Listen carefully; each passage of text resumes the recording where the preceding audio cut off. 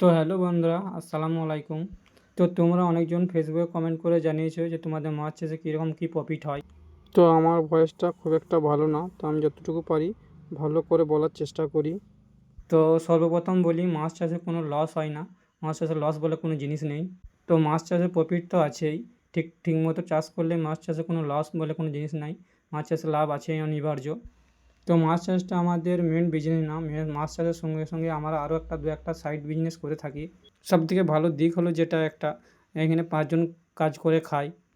তো 5 জনকে টাকা দিয়ে হেল্প করা সম্ভবও না। তারা তাদের নিজেদের হাজিরি বের করে নেয়। তো এটাও একটা কর্মসংস্থান হয়ে যায়, আর আমাদেরও কিছু লাভ হয়ে যায় এখান থেকে। সেটাও এইভাবেই চলে যাচ্ছে। তো যারা কমেন্ট করেছো তাদেরকেও বলি, তোমরাও মাছ চাষের সঙ্গে সঙ্গে মানে কোনো মেন বিজনেসের সঙ্গে সঙ্গে মাছ চাষটাও করতে পারো, বা অন্য কোনো বিজনেস সাইড বিজনেস করতে পারো। এটা একটা ভালো দিক।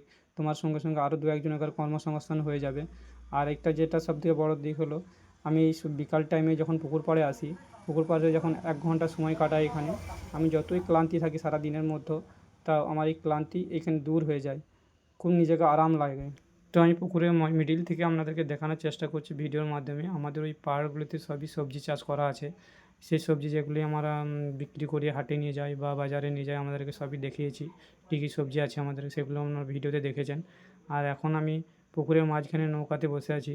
তাই নৌকাতে বসে আমি পুরো পাহাড়টাকে উপভোগ করছি। তাই এরকম ভিডিও পেতে আমাদের ফেসবুক পেজটিকে আপনারা ফলো করে রাখুন।